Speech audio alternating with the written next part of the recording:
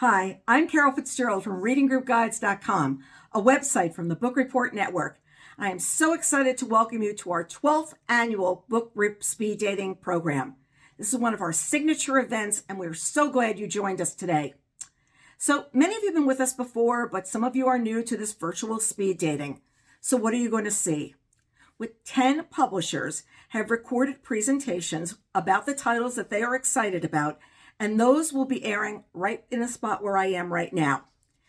Then to your right, there is a PowerPoint presentation that is self-directed, where you can find more information about the books, their on-sale dates, ISBN numbers, everything that you need. Down below, you can download the PowerPoint as well as an Excel document that makes for easy ordering. And yes, we've listened to you, booksellers and librarians. There's also a note sheet for those of you who enjoy taking notes during the presentation. As for chat, the only chat that will be happening is with me and with some members of the publishing community or they're with us today, some of our publisher representatives. Not all of them can be here, but if you have a question and the publisher rep is not here, please note that there's a contact sheet on the right-hand side that has everyone's contact information, so you can just go out there and jot them a note. Each slide will note whether there are digital copies available via Edelweiss or NetGalley. And notice that these can be made for request. Requests are requests. Sometimes they are answered. Sometimes they are, not heard quite the same way. But do know that you can request the titles that you're interested in. Also, some of the publishers have limited copies of print galleys. And if they have those, there are forms over to the right-hand side that you can send in and tell them the print galleys that you're interested in. If you have any questions after today's event, please do not hesitate to write me at carol@bookreporter.com. And remember, this presentation is available for a year. You can back with the same credentials that you're using today, and you can see the complete program, including the videos, the PowerPoint, and all the materials. So get ready to sit back, enjoy, and take notes on some book club titles that you're not going to want to miss. Thanks so much. Hello, everyone. My name is Valerie Pierce, and I'm the Senior Director of Retail Marketing and Creative Services at Sourcebooks. I am so excited to start telling you about some of my favorite spring reads that I could not put down. But before I do that, I need to say a huge thank you to Carol Fitzgerald. I always do this, and it's so important to do it because, Carol, this is a Herculean effort. You make it look easy, and I know it's not, and you are always so kind if I ever miss the deadline. So thank you so much, Carol. I can't begin to tell you how much I appreciate all the work that you put in for this event. All right, so let's start talking about some books. The first up in my lineup is The Gifts by Liz Heider, which is perfect for fans of The Essex Serpent or The Last Apothecary. I was captivated from the first page of this book. It takes place in a very atmospheric Victorian England, and our first character that we meet is Etta. She is running through the forest. She's in extraordinary pain, and all of a sudden, these angel wings just erupt from her back, and she is left momentarily in the air as she sort of flutters off the ground. At nearly the exact same time, Edward, a young ambitious surgeon, is buying the corpse of a woman who's been dragged out of the Thames River. She too has wings sprouting out of her back. While Edward has been successful, he's always been incredibly jealous of his best friend, whom he's always played second fiddle to. And when he finds this body, he sees it as an opportunity to finally prove himself to the medical community and surpass his friend. He becomes so obsessed with this notion that he begins to actually believe that God has chosen him for this incredible task. And when he hears that there's another woman, one who is alive, who may also have these wings, his fervor grows. He's willing to do anything to add her to his growing collection of angels. The Gifts received a starred review from Publishers Weekly, who said it was remarkable and that Heider skillfully juggles the many threads, never slowing the momentum of her propulsive plot, and the blending realistic and fantastic elements. She perfectly captures the era's uneasy attempts to marry faith and science. This book is so fast-paced, and it has so many entry points for book clubs, from bodily autonomy and female empowerment. The Gifts came out at the end of April, so you can pick it up right now. Next is the Radcliffe Ladies Reading Club, which comes out in June. This is perfect for fans of Martha Hall Kelly and Beatrice Williams. It's a powerful story about female friendship, coming of age, and the timeless power of literature to help us better understand ourselves and each other. If anyone remembers that Julia Roberts movie from the early aughts called Mona Lisa's Smile, which was one of my personal favorites during the time period, the book definitely gives you those vibes in terms of the different types of characters you meet, the setting, and the expectations on young women at that time. So in this book, it's 1954. We're at Radcliffe College, and four young women, the socialite, the tomboy, the girl next door, and the scholarship recipient, join a book club run by Alice, a woman who is determined to change lives over wine and discussions about classic literature. It's my kind of lady right there. When one of the students suffers an unspeakable trauma and is only able to talk to Alice about it, it really starts to question how these friendships will survive. Rumors fly, accusations are made, and the girls are calling everything they know about each other and themselves into question. One quick thing that I love that Alice says close to the beginning of the book when the girls start kind of getting into a heated discussion at book club, she says, "There are no right or wrong answers in book club," which feels very iconic to me and so true. And as a reader, you will feel like a member of the Radcliffe Ladies Reading Club during these classic literature discussions that are all thematically relevant to the book itself. So as a book club, it's really fun to have the opportunity to discuss some classics intermixed with this new book that you're reading. This book comes out in June. Next, I have The House of Lincoln by Nancy Horan. Hopefully you recognize Nancy's name. She's the author of some very huge book club favorites like Loving Frank and The Wide and Starry Sky. The House of Lincoln is a fascinating historical fiction look at Lincoln during his early days as a lawyer in Springfield, Illinois, and we get to see him from some different perspectives, like Anna, a Portuguese immigrant who was hired by Mrs. Lincoln as a Saturday girl to help out with the children. Anna and her family have been exiled from Portugal for religious reasons, which is how they end up in Springfield, Illinois, a town which would eventually become famous for the race riots that occurred there. We get to witness some of the biggest moments in Lincoln's life through Anna's eyes. This book comes out in hardcover in June. Next is The Favor from Adele Griffin. This is Adele's adult debut, but she's also really known for her YA books. She's been shortlisted twice for the National Book Award for her YA books. So right from the beginning, you know that you're in the hands of a master storyteller. In addition to that, Adele wove feelings of her own personal journey into this novel, which really gives it an authentic feel. This is perfect for fans of Rebecca Searle, and it focuses on Nora, a vintage fashion store clerk who has been desperate to have a baby.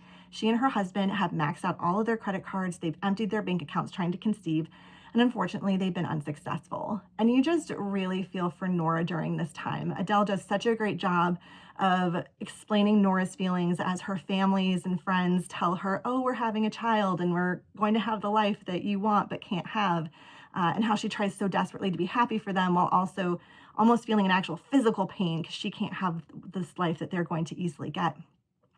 And then one day, Evelyn waltzes into Nora's life and into her store. She's kind of this rock star, goddess, Viking socialite. And the two just bond over books, they bond over fashion, and become incredibly close friends. So when Nora tells Evelyn that she can't conceive a child, Evelyn says, "You know what, I'll be your surrogate." You know, Evelyn, for her, this is kind of killing two birds with one stone. She's helping out a friend, and as someone who wants to be an influencer, she's going to end up kind of tapping into that mommy influencer crowd, which is really going to help her. But the problem for these two friends is that they don't make any kind of contract or agreement before Evelyn gets pregnant. They don't know if Evelyn's allowed to drink a glass of wine, how long into the pregnancy can she fly.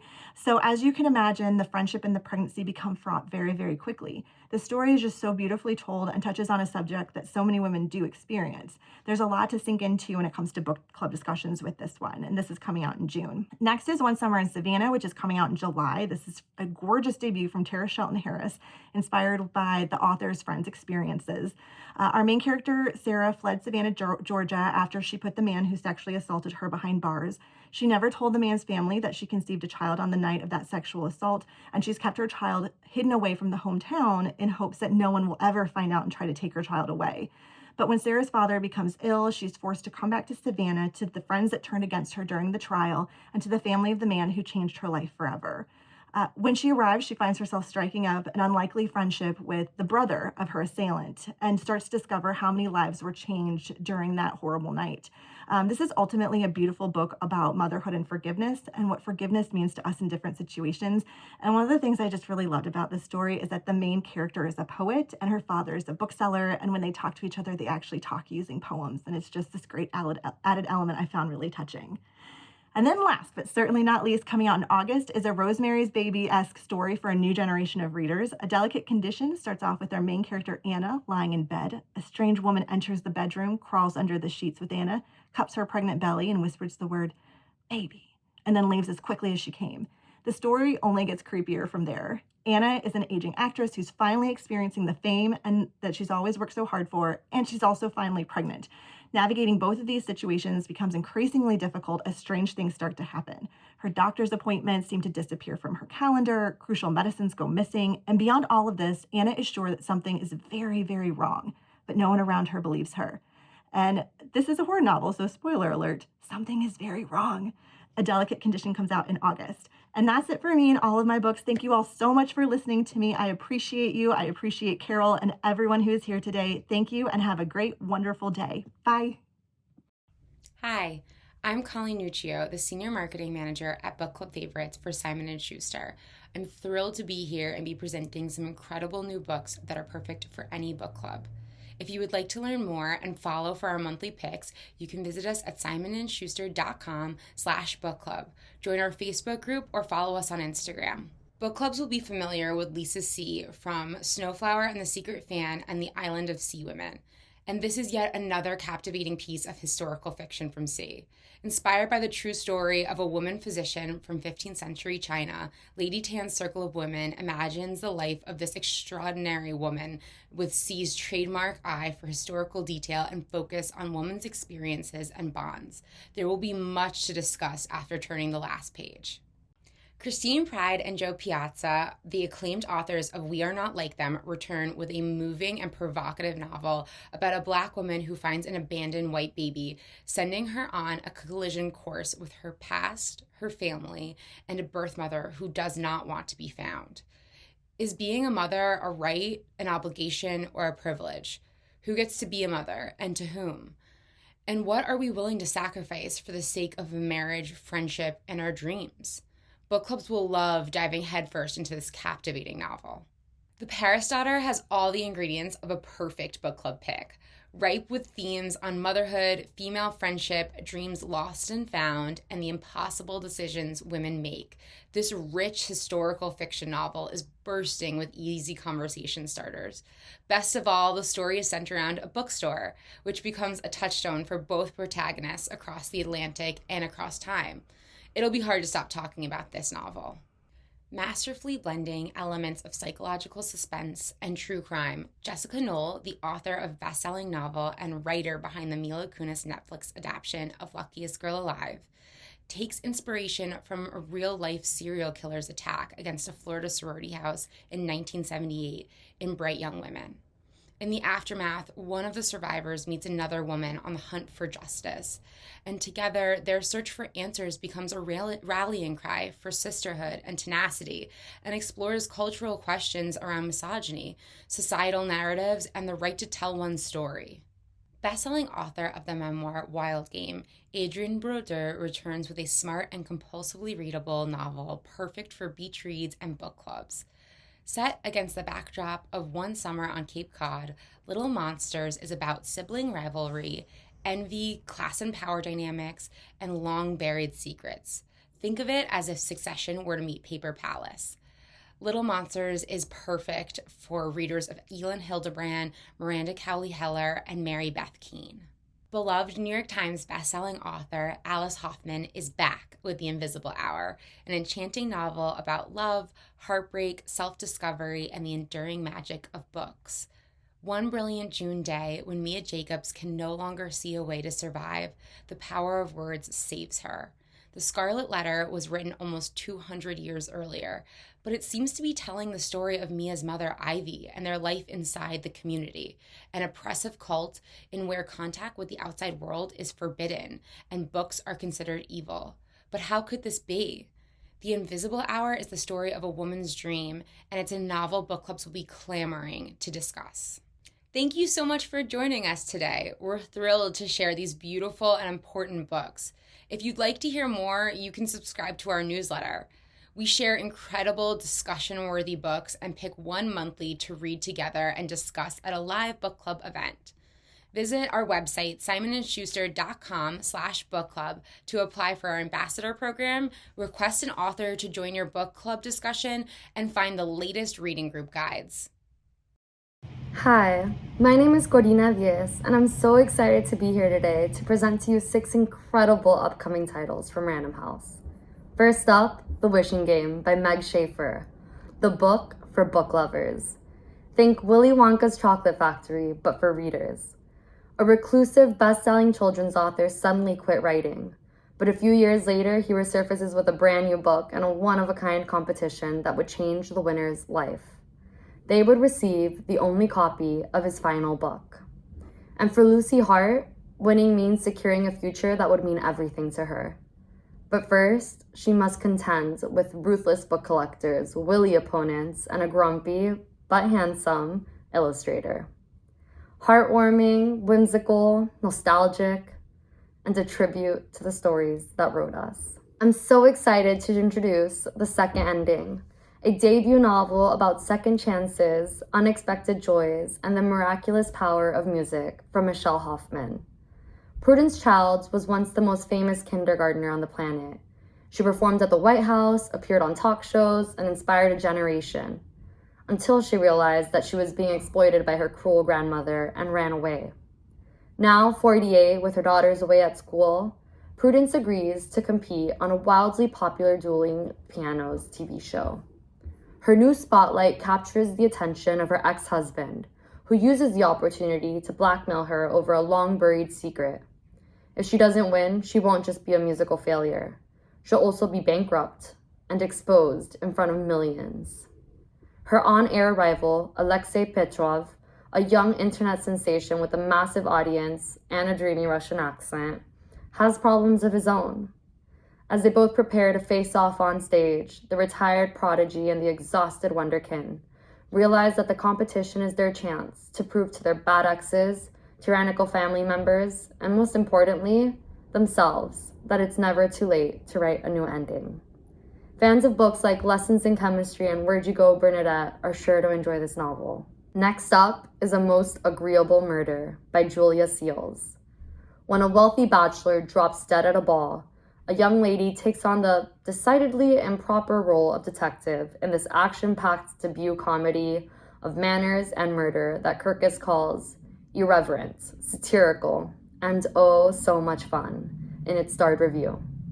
Kate Stayman London says, if you grew up reading Jane Austen and Agatha Christie, or are a fan of Bridgerton and Knives Out, you will adore A Most Agreeable Murder. And Publishers Weekly raves, an exceptional debut. The intricate plot races along at a sprightly pace, and Seals delights with her sharp humor and accomplished sense of narrative control. Jane Austen fans will be enthralled. New from Debbie Maycomer. Must Love Flowers is an uplifting novel about two women at different stages of life who find themselves on a journey of renewal after undergoing hardships. Joan Sample is not living the life she expected. Now a widow and an empty nester, she has become, by her own admission, something of a recluse. And across town, Maggie Herbert works mornings as a barista before rushing to afternoon nursing classes and then back home to her alcoholic father, where she ducks his temperamental outbursts and struggles to pay the bills. But her circumstances brighten when she finds a room for rent in Joan's home. In the unexpected warmth of their new situation, Maggie and Joan's friendship blossom, just as they start to find other glimmers of hope for better lives. As they each confront new loves and difficult life choices, they draw strength from their surprising new friendship, discovering in the process that found family is often the very best kind. Kristen Hanna says, wise, warm, witty, and charmingly full of hope, this story celebrates the surprising and unexpected ways that family, friendship, and love can lift us up. Many of you are familiar with Melanie Benjamin, the New York Times best-selling author of The Aviator's Wife, The Swans of Fifth Avenue, and The Children's Blizzard, and more. Melanie's new novel, California Golden, tells the story of two sisters navigating the early days of California surf culture in a story of ambition, sacrifice, and the tangled ties between mothers and daughters. It's set in Southern California in the 1960s, where endless sunny days surfing in Malibu are followed by glittering neon lights. In an era when women are expected to be housewives, Carol Donnelly breaks the mold as a legendary female surfer, struggling to compete in a male-dominated sport. and her daughters, Mindy and Ginger, bear the weight of Carol's unconventional lifestyle. As they grow up and their lives diverge, Mindy and Ginger's relationship ebbs and flows. Mindy finds herself swept up with beachside love affairs and parties at the Playboy Club. Meanwhile, Ginger, desperate for a community of her own, is tugged into the dangerous counterculture of drugs and cults. But through it all, their sense of duty to each other survives, and as the girls are forever connected by the emotional damage they carry from their unorthodox childhood. Ultimately, this is a novel about trailblazing women, and with summer approaching, I think we can all enjoy some time in the surf and sun. New from Angie Kim, the award-winning author of Miracle Creek, Happiness Falls is a mystery, a family drama, and a novel of profound philosophical inquiry. When a father goes missing, his family's desperate search leads them to question everything they know about him and each other. Full of shocking twists and fascinating questions of love, language, and human connection, Happiness Falls is an indelible tale of a family who must go to remarkable lengths to truly understand each other. Jean Kwok calls it a gorgeous read that grips both heart and mind. And Julia Phillips says, it's a book that will change your life. Thank you so much for listening. We hope you get the opportunity to pick up some of these great reads from Random House soon. Hello, my name is Matthew. I'm a marketer with the Knopf Doubleday Publishing Group, and I'm so excited to share with you some of our forthcoming releases, all of which are available for request via NetGalley or Edelweiss. Up first, Between Two Moons is a coming-of-age story set in post-9/11 Brooklyn by debut author Aisha Abdel Gawad. Twin sisters Amira and Lena are testing their boundaries before their high school graduation. But when their older brother is released from prison, their careful family balance is threatened. Meanwhile, outside of their family's apartment, tensions are rising in the Arab enclave of Bay Ridge, Brooklyn. A raid on local businesses sparks a protest that brings the Arab community together, and a senseless act of violence threatens to tear them apart. As you read this novel, you will come to deeply love this family. You will stay up late and break fast with them. You will want to protect them from the world outside. Set over the course of the holy month of Ramadan, Between Two Moons is an intimate family portrait perfect for fans of Homegoing or We Were Sisters. Up next, if you ever dreamed of buying a little house on a beach somewhere, a place that you could fill with starfish tchotchkes and turquoise knickknacks, where you could wear big floppy hats, white linen shirts, and live out your best Diane Keaton, Nancy Meyers life, then Save What's Left is the hilarious debut for you. Because that's exactly the picture that Kathleen has in her mind whenever she buys a small beach cottage in Whitby after her husband of 30 years leaves her.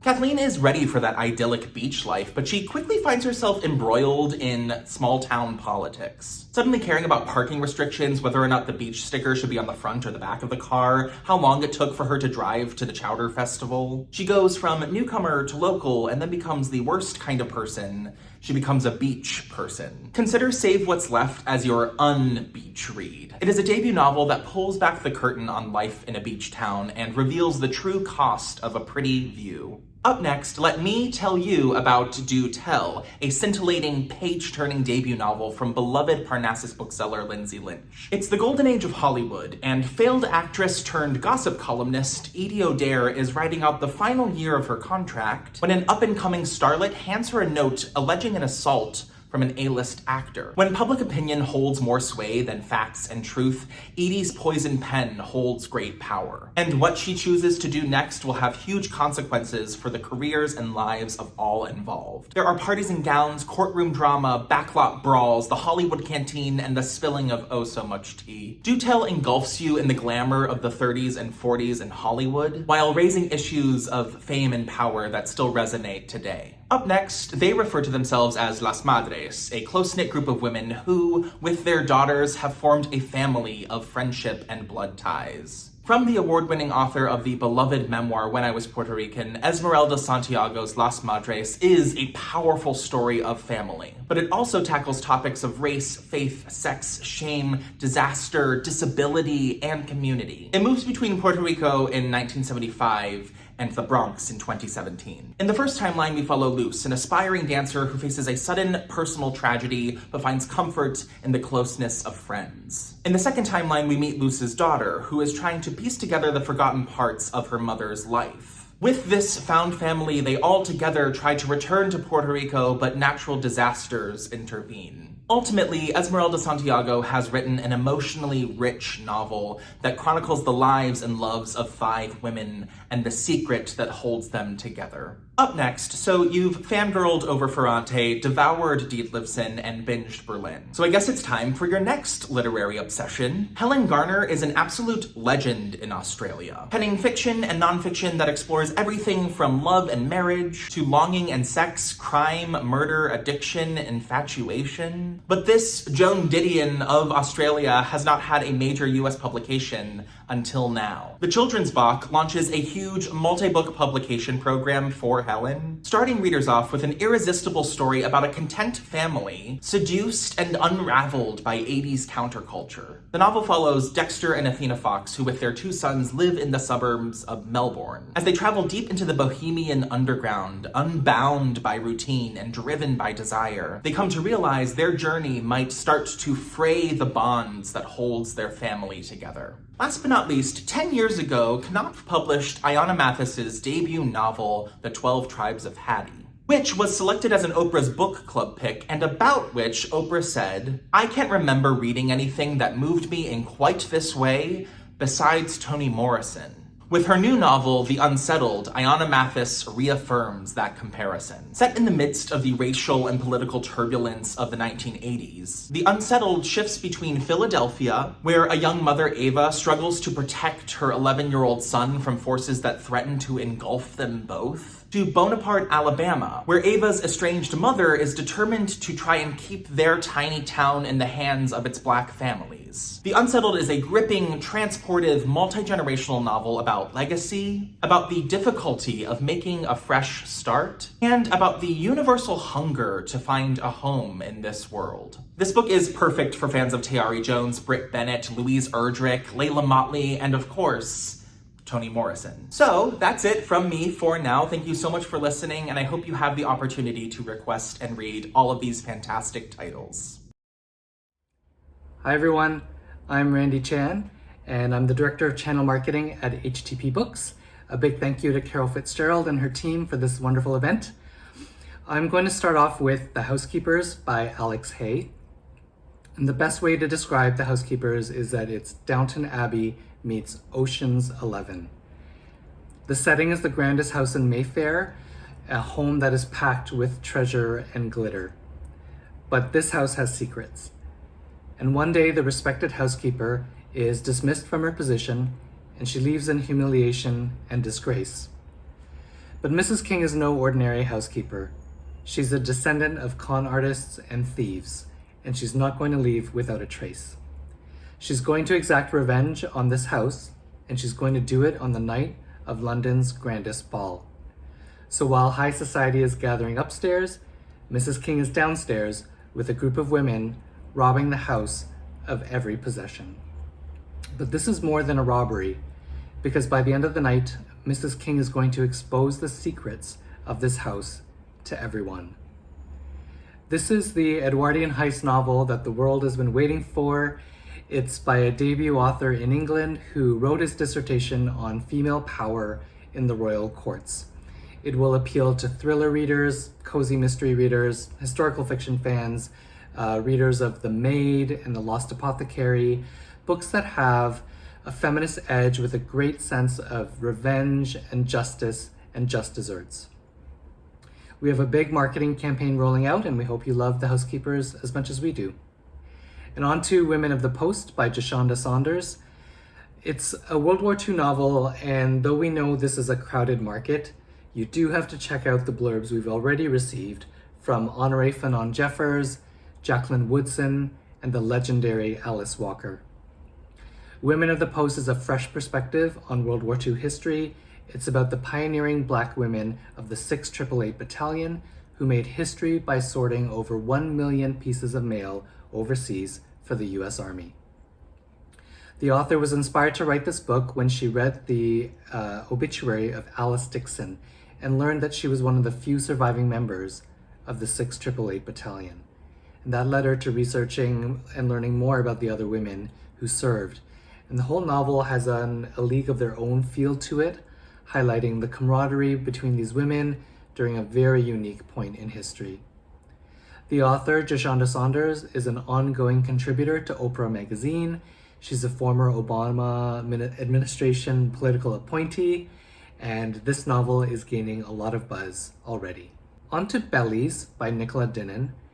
This novel is a mix of Normal People by Sally Rooney and Detransition Baby by Tori Peters. It's smart, it feels revelatory. It's about two queer students, Tom and Ming, who fall in love in university. But what happens when Ming decides to transition genders?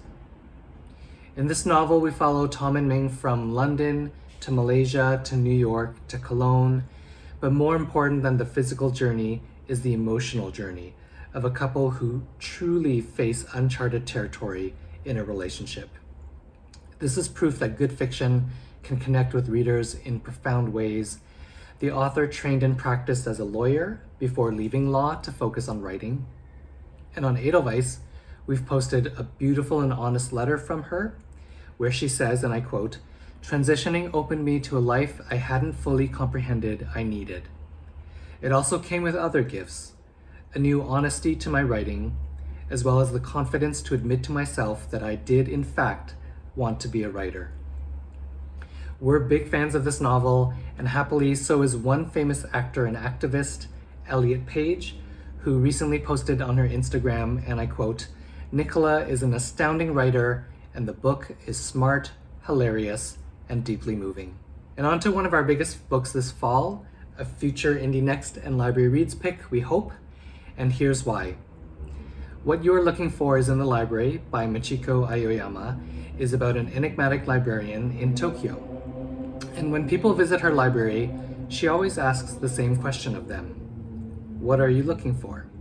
And then she recommends books that are spot on for the patrons. But she always adds one book that is really unexpected, and that book always ends up changing that person's life forever. And so this novel follows different visitors to the library who have each received these book recommendations, and it shows how their lives are forever changed. So first of all, librarians and booksellers, you know why we think this will be a contender for picks this season. And second of all, this really is like Before the Coffee Gets Cold series, especially in terms of heartwarming stories, stories that make you think about your own life. What would you do? And inspired by the cat on the front cover, we're going to launch contests through our library and bookseller newsletters to submit cat photos, specifically cats in the stacks and shelves, and winners will receive swag and ARCs. The author is already well known in Japan, but this is her English language debut, and it's being published in 16 territories. So on to Herc by Phoenicia Rogerson. In a nutshell, Herc is a queer retelling of the story of Hercules. It's also the story of Alcmene, Herc's mother, who has knives everywhere. It's the story of Hylas, Herc's first friend, though they were more than friends, and the story of Megaris, Princess of Thebes. It's about all of Herc's friends, enemies, wives, children, lovers, rivals, gods, and victims.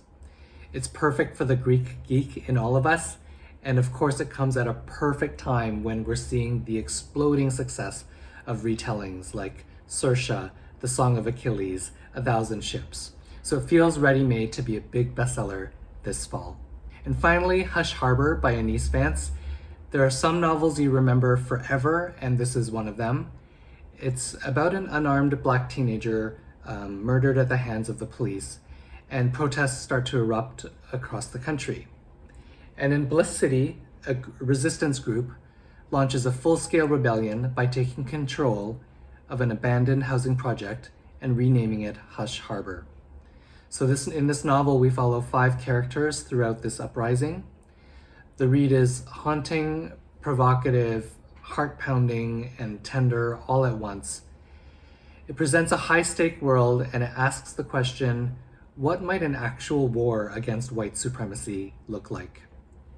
It's as urgent and profound as Jessamine Chan's The School for Good Mothers, Mohsin Hamid's Exit West, and Omar El-Akkad's American War. It's an exciting debut that will get lots of coverage. That's it from me. Thank you for listening, everyone. I hope you enjoy these reads. Hi, my name is Stephanie Licciardi. I'm a trade sales account marketing coordinator from Hachette Book Group, and today I'll be sharing with you some upcoming releases from Little Brown.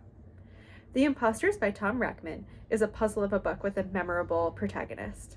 Dora is an aging cantankerous novelist. She knows her mind is going, but she's determined to finish her last book before this happens. This book is about all the characters in her life, her estranged daughter, her missing brother, and an old lover, among other people.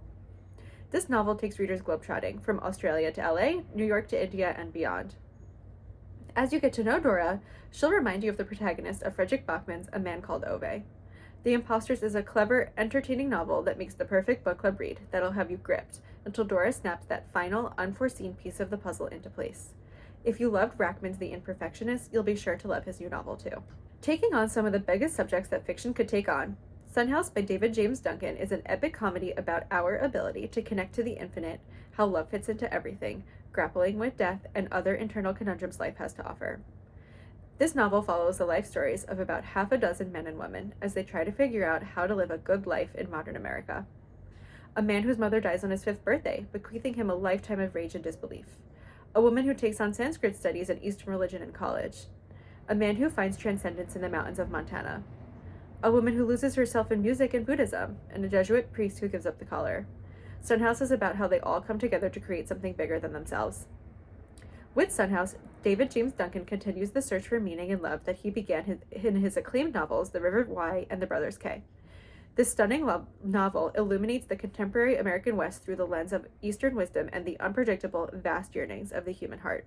If the complex and intricate characters of Son House intrigue you, get ready to fall in love with Jung Cha, the unlikely hero of The Apology by Jim and Han. She's a 105-year-old South Korean matriarch trying to preserve her family's legacy in attempts to stave off disaster of her family's own making. She's thwarted in her quest by her sisters and her aide, all of whom are ignorant of Junga's motives and have their own agenda in forcing her to meet her grandson, who is researching a family history of his own. In her panic, Junga is thrust into the afterlife, from which she seeks a second chance to make amends and head off that tragic curse that will devastate generations to come. We see how Japanese colonialism and the Korean War affect the everyday lives of these characters and the decisions they make.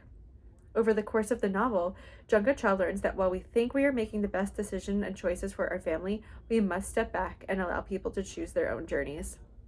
While the themes of sisterhood, secrets, and the bonds of family drive the story, you'll also be charmed by and want to root for the stubborn, loud, caring, and absolutely unforgettable Jung Cha. If you love books like The Apology that have themes of family secrets and forgiveness, I have one last recommendation for The Museum of Failures by Thridi Umrigar, a heart-wrenching story of family secrets, how we move beyond them in order to heal, and that the people we love are usually trying to do their best in the most difficult situations. Thank you for your time. Hello, my name is Elise Rodriguez, and I am a trade sales account marketing assistant at Hachette Book Group. I'm excited to share some upcoming summer and fall 2023 releases with you today. The first title is The Drowning Woman by best-selling author Robin Harding. This deliciously twisted story of friendship, retribution, and betrayal centers around Lee Gulliver, a homeless woman who saves a wealthy society wife from drowning. Lee learns that the drowning woman, Hazel, wanted to die to escape her toxic, abusive marriage. The two women strike up a close and unlikely friendship. Then, one day, Hazel makes a shocking request. She wants Lee to help her disappear. It'll be easy, Hazel assures her. But Lee soon learns that nothing is as it seems and that Hazel may not be the friend Lee thought she was. While on the topic of dark and unsettling but unputdownable reads, The Carnival of Curiosities by debut author Amy Gibbs is perfect for readers of V.E. Schwab's The Invisible Life of Addie LaRue and Aaron Morgenstern's The Night Circus. The Carnival of Curiosities is a dazzling gothic tale, full of Faustian bargains, jealousy, and murder. In Victorian London, where traveling sideshows are the very pinnacle of entertainment, there is no more coveted ticket than Ash and Pretorius's Carnival of Curiosities.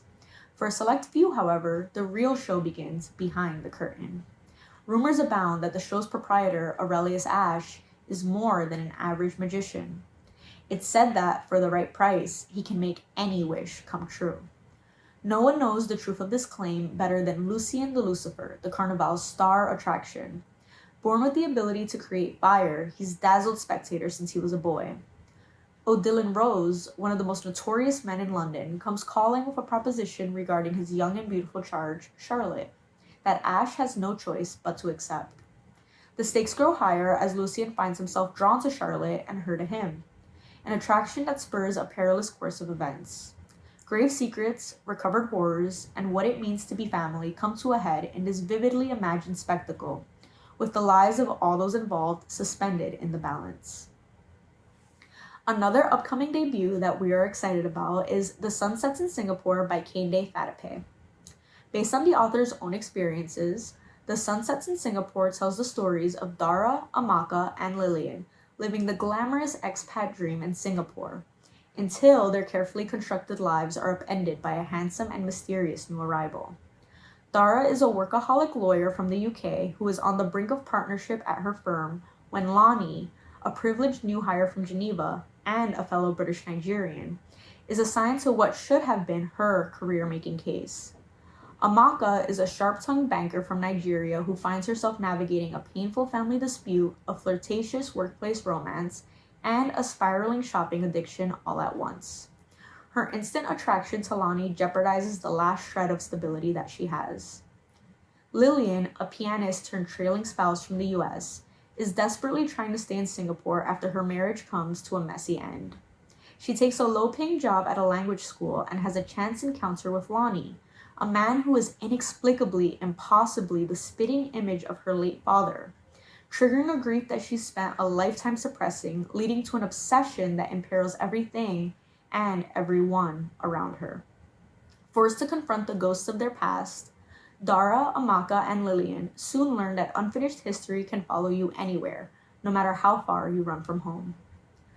Much like The Sun Sets in Singapore, a novel that explores the strength of female bonds from a diverse voice is Night Bloom by Peace Adzo Medi, the author of His Only Wife, a Reese's Book Club pick.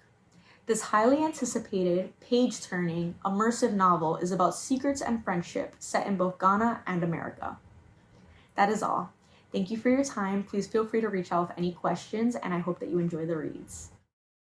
Hi everyone, I'm Erin Levitt, Publicity Director at W.W. Norton, and I wanted to thank Book Reporter for inviting me here. I'm thrilled to talk to you about 3 novels that Norton is publishing this fall.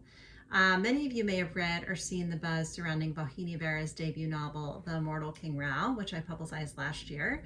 Her dazzling debut was one of the New York Times best books of the year. It was nominated for a Center for Fiction Award, and it was just recently shortlisted for the NBCC's John Leonard Prize. She has a background as a reporter and has written for The New Yorker, The Wall Street Journal, The New York Times. Her short story collection, which will be released in September, is called This Is Salvaged, and it showcases her reporter's eye for storytelling. In the book, she captures devastating moments of various characters' lives as they're trying to make sense of their difficult worlds.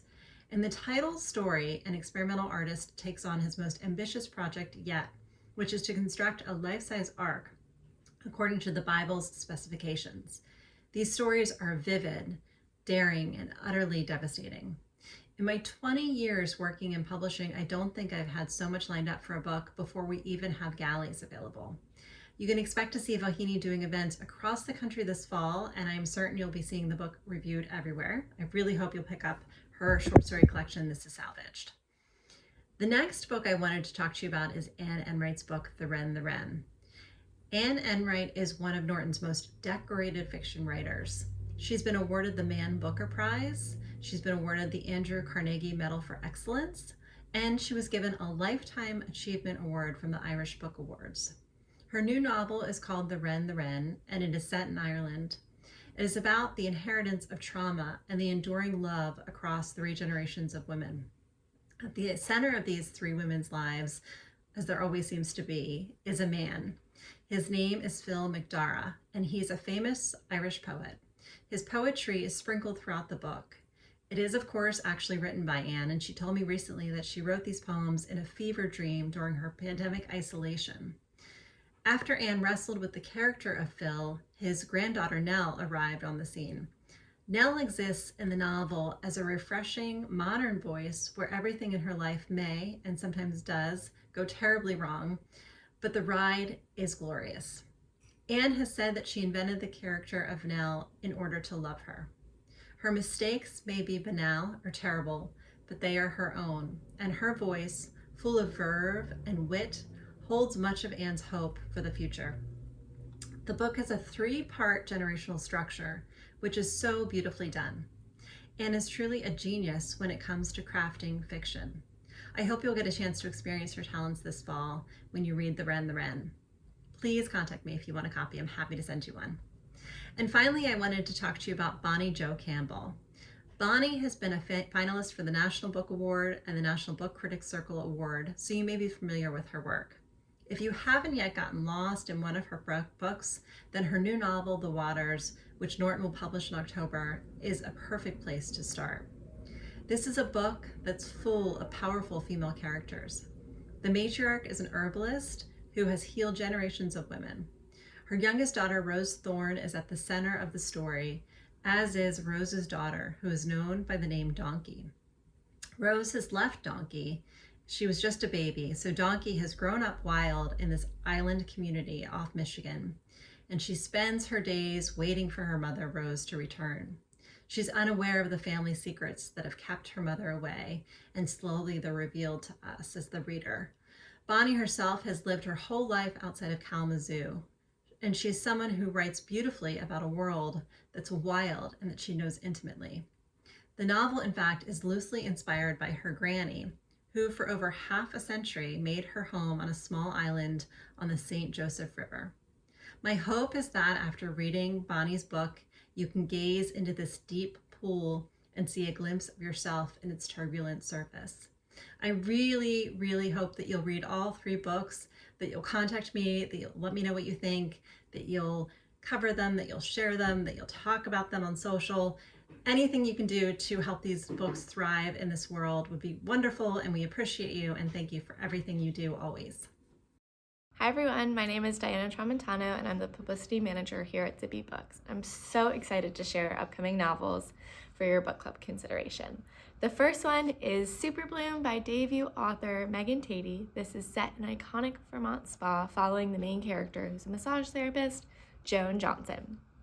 Joan is currently grieving the love of her life and struggling to keep up at work when she is assigned a very difficult client and famous romance novelist, Carmen Brown's. Joan must prove herself in order to save her job. When she gives Carmen a terrible massage, Carmen says, "I will give you a good review if you dish dirt about the spa because I want to set my next novel here." So Joan, not sure if she's going to survive this job, decides to try to dish dirt and save her career. So as she starts writing down funny stories and things that start happening, she realizes maybe she should be the one who's writing this story. In that, she grows as a person, deals with the loss of her loved one, and makes friends that she will be close with forever. This is a very heartwarming, funny, emotional book that is just perfect for book clubs, perfect for sparking conversations, and a really, really fun beach read. The next novel is Hedge by award-winning author Jane DeLury. This comes out in June, and it's set in beautiful gardens in the Hudson Valley. This book follows the main character, Maud, who is a separated mother of 2 daughters, and she gets an opportunity to go restore a garden in the Hudson Valley, and she jumps at this chance. As she's out there waiting for her daughters to join her once they finish school, she becomes fast friends with an archaeologist, Gabriel. Their friendship grows, evolves maybe into something more, and Maud is dealing with who she is as this single woman, who she is as a mother, who she is as a partner, and who she is in her career. This is really a story of mothers and daughters and rediscovering who you are as a woman, coming to terms with things in the past, and finding the passion in your everyday life. This is a propulsive story. It's set in beautiful gardens. You learn a lot about these really interesting garden restoration career paths, and it's such a good beach read. It's such a good summer read, and it makes you want to just go visit places outside. Our next book is Wednesdays at 1 by Sandra A. Miller. This is a psychological suspense following a therapist named Gregory. Gregory is currently struggling in his marriage. He's growing distance from his kids, and he's not sure what's going on. He cannot really come to terms with this tragic event that happened in his past. As he's visiting clients and has a normal weekly schedule, this new woman, Mira, starts visiting him every Wednesday at 1. As he starts talking to her, he realizes that she actually knows a lot about all these long buried secrets in his past. So as he's currently trying to come to terms with those things and accept them and move on in his life, he's also trying to uncover who this woman is and how she could possibly know these secrets that no one else does. This is a page-turning book. It's really well written. It's nothing like you've ever read before, so highly recommend, and has lots of good conversations. Our August title is Wine People by renowned food and wine writer Michelle Wilgen. This is the story about what happens when two young women, opposite in every single way, join forces in a competitive, male-dominated industry. The two characters, Ren and Thessaly, collide when they land coveted jobs at a glamorous New York City boutique wine importer. They're hardworking by the book, but Ren comes from a modest background and has everything to prove, while Thessaly comes from a family of prestigious wine growers, but she's actually plagued by self-doubt. When they are thrown together at work, where they're expected to come up with all these ideas, have endless tolerance for alcohol and socializing, and the ability to just sell, they regard each other with a lot of suspicion and are highly competitive. It is only on this really unique European business trip, with everything on the line for both of them, that they finally decide that they should probably be friends, and they band together. So this is really a unique story about female friendship, what it is like working in a competitive, male-dominated industry, who are the people you can trust, and how you can grow in this competitive industry. And it is so fun. It makes you want to drink wine and have oysters and just have the best time. So it is perfect for book clubs. Our September book is our first memoir that we're talking about today. It is called End Credits by Patty Lynn.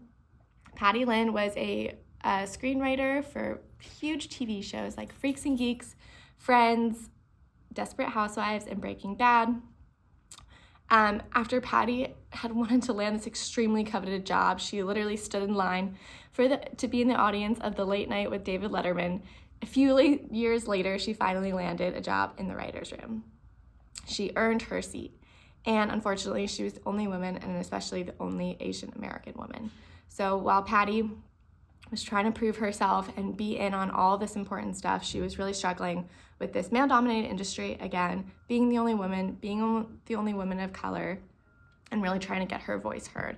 As she's dealing with all of this abuse and, toxic work culture, Patty kind of has to make a decision for herself. What is best for her? What is best for her career? So this is really a story of her experiences. It's really funny, and it's personal, and it's obviously great writing, and it's really eye-opening to what the inside Hollywood look is, and it appeals to anyone who are trying to please their parents, maintain a love life and a social life, and really find their way in the world.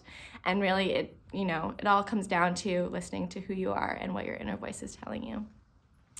And our last book is a novel, The Last Love Note by Emma Gray. This actually came out in Australia a few months ago and is doing so well. So this is about a woman named Kate who is really, really struggling. 2 years after losing the love of her life, her husband, Cameron, she is navigating solo parenting, working, maintaining friendships, and maybe having a love life. Her two best friends are really trying to set her up, and it is kind of just not working. Kate is struggling with the loss of her husband and the fact that he died so young of early onset Alzheimer's. When she is going on a work trip with one of her longtime boss and friend, she gets stuck in Australia and finally has the time away from her son and away from her friends to process this grief that's been right in front of her. She's having a really hard time letting go of this love and this grief and moving on. When it becomes clear that her longtime friend and boss, Hugh, is hiding a big secret, Kate turns to a trail of scribbled notes from her late husband to uncover what the past is and what this means for her future. This is a book that will really make you laugh and cry and feel every single emotion. And it's really about the resilience of the human heart and what love looks like again. Thank you so much for considering all of our books. I think they would make great discussions, and I hope you all enjoy them. Hi, my name is Erica Loberg from Soho Press, and I'm excited to share new titles from our 3 imprints, Soho Crime, Soho Press, and Soho Teen. If anything catches your eye, please check out our request form for review copies. Starting with Soho Crime, I cannot recommend this one enough.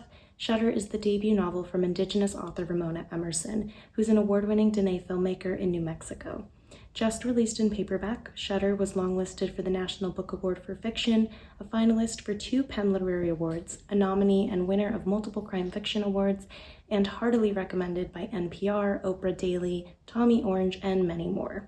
Set in the heart of New Mexico's Navajo Nation, Shutter is a blood-chilling debut that combines a crime thriller, supernatural horror, and a touching coming-of-age story. Our protagonist, Rita Todachin, is a forensic photographer working with the Albuquerque police force who secretly sees ghosts of victims at crime scenes, where they often point her towards essential clues.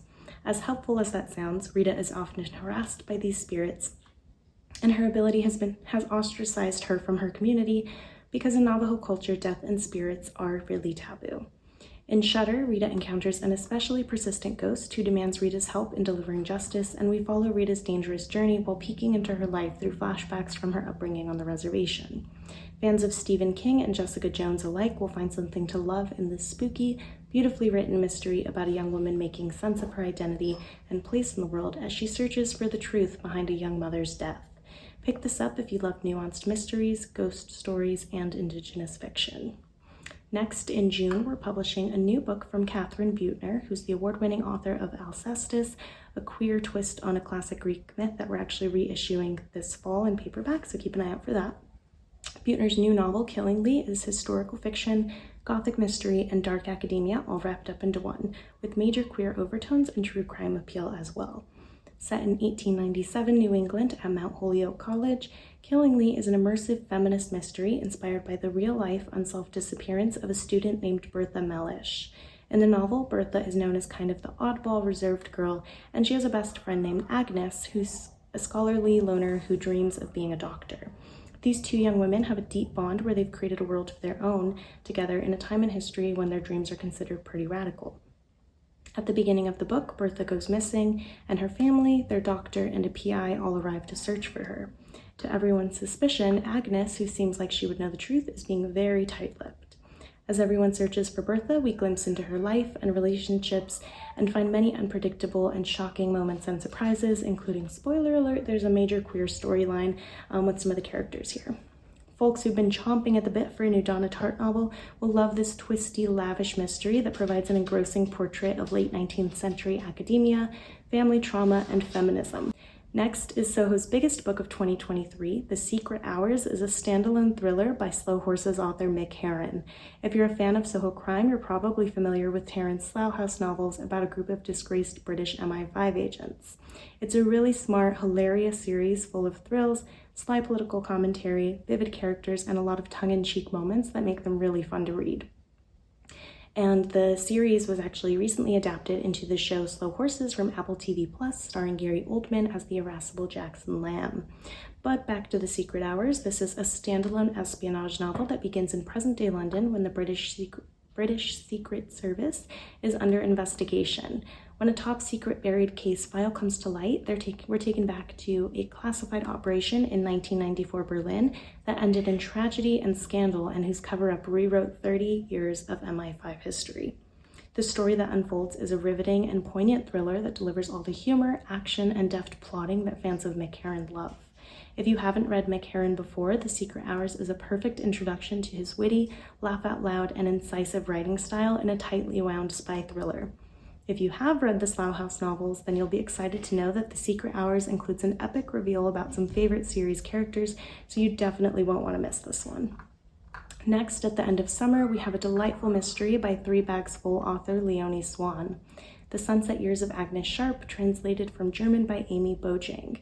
If you're a fan of Soho Crimes and Elderly Lady is Up to No Good, then you'll love this twisty, darkly funny mystery about a group of seniors who are up to no good. The story takes place at Sunset Hall, a house share for the elderly in a sleepy English countryside, where Agnes Sharp and her fellow inhabitants spend their time caring for their pet tortoise Hetty, bickering about dinner, and deciding what to do about Lilith, whose dead body is hidden in their shed. When the police show up announcing that there's been a murder next door, the Sunset Hall seniors are relieved to have a solution to their problem. All they have to do is uncover who murdered their neighbor, and they can pin Lilith's death on them. As the investigation of this eccentric group of seniors ensues, the sweet and cozy exterior of the novel peels back to reveal a darkly philosophical edge and a shocking twist that reveals the sinister nature of aging. If you're a fan of Killers of a Certain Age and Deanna Raybourn, who herself called this a beguiling and unforgettable read, then you'll love The Sunset Years of Agnes Sharp. Switching over to our literary fiction imprint, Soho Press, in July we have Half-Life of a Stolen Sister by Rachel Cantor. As you may guess from the cover, this is a book about the Bronte siblings, Charlotte, Emily, Anne, and their brother Branwell. Rachel Cantor brilliantly reimagines their lives and perspectives in a narrative that takes us through key moments of their lives, from childhood when their mother and two eldest siblings passed away, to their formative young adult years when they began writing more seriously, to adulthood when all but Charlotte passed away at still young ages. The Brontes are placed in a kind of shape-shifting setting that largely resembles the late 20th century in a big US city, bringing them closer to our contemporary world. The novel is told through an eclectic mix of diaries, letters, TV and radio interviews, and other forms to create an evocative portrait where the Brontes feel real and intimately familiar, like close family friends, and we get to immerse ourselves in their imagined adventures, heartbreaks, complex relationships, and journeys of self-discovery. It's a novel full of sadness, just as their lives were, but there's also a lot of fun, joy, and love. Fans of the Brontes will have fun peeking into their reimagined lives here, but beyond that, this is a great read for fans of experimental forms, fiction about literature, and poignant stories that make you feel something. Finally, from our teen imprint in October, we have British author Abiola Bellows' Love in Winter Wonderland. If you love indie bookstores, Christmas music, enemies to lovers romance, and young black love, then this is the perfect book for you. Set in London during the holiday season, this dual POV novel follows popular teen guy Trey Anderson, an aspiring singer with stage fright whose family runs London's oldest black-owned bookshop called Wonderland, and Ariel Spencer, a shy artist who is applying to the prestigious art program of her dreams. Although Trey and Ariel get off on the wrong foot when they learn that Wonderland is in danger of shutting down thanks to a big discount bookstore that's moved in down the street, they team up in an ambitious plan to raise enough money to save Wonderland before a Christmas Eve deadline. This is a charming, heartwarming love story and an ode to the beautiful communities fostered by indie bookstores. Fans of Nicola Yoon and You've Got Mail will be enchanted by the delightful romance in Love in Winter Wonderland. Those are all the titles I have for you today. Thanks so much for tuning in, and we hope you get to enjoy these titles as much as we do. Hello everyone, my name is Deanna and I am with the William Morrow group from HarperCollins, and today I am so excited to talk to you about our summer and fall 2023 list. So the first book I'm going to discuss is Banyan Moon by Wow Hai. This is what Elle magazine calls a riveting mother-daughter tale, and we couldn't agree more. This is a sweeping and evocative debut novel following 3 generations of Vietnamese American women reeling from the death of their matriarch. This is perfect for fans of multi-generational family sagas such as Pachinko, Homegoing, and of Women and Salt. And Christina Baker Klein, the author of The Exiles, says that this is a celebration of life in all of its forms, and it is a joy to read. Next, we have Shenville by Paulette Giles. Paulette Giles is the author of Simon the Fiddler, which was named a Best Book of the Year by the Washington Post and was an Indie Next pick. With their poetic language, fascinating characters, and timeless themes, Paulette Giles' novels are perfect for book clubs and readers of literary and commercial fiction. So in Shenville, we follow a Union soldier who suffers a brain injury fighting in the Civil War. the Civil War has ended, and when he arrives back home, his entire family has been murdered. So it kind of takes off from there, and he is looking for vengeance, and we just could not put this book down. It's such a fascinating story. So now I'm going to discuss The Phoenix Crown by Janie Chang and Kate Quinn. These two authors make a fantastic team to join forces and tell this incredible historical story. Kate Quinn, she has that wheelhouse of writing incredible thrillers, and Janie Chang really knows how to put descriptive copy and just knows how to put so much attention to detail. And we couldn't be more thrilled to have this book on our list. This is a thrilling and unforgettable historical fiction novel, and we follow two wronged women. They've both been wronged by the same person. And we follow from the time of the chaos of the San Francisco earthquake to the glittering palaces of Versailles in France. And this is going to be perfect for fans of Kristen Hanna and Marie Benedict. We just know that the book club readers are just going to read this and eat this up, because these are just two powerhouse authors that just are great. The next book I'm going to talk about is The Leftover Woman by Jean Kwok. This is the highly anticipated new novel from the New York Times bestselling author. She wrote Searching for Sylvie Lee, which was a New York Times bestseller and a Read with Jenna pick. And this is another evocative family drama with a riveting mystery about the ferocious pull of motherhood for two very different women. And there's so much major book club appeal here. And there's the discussion of nature versus nurture, our unconscious bias and how cultural differences divides us, and dealing with impossible choices and so much more.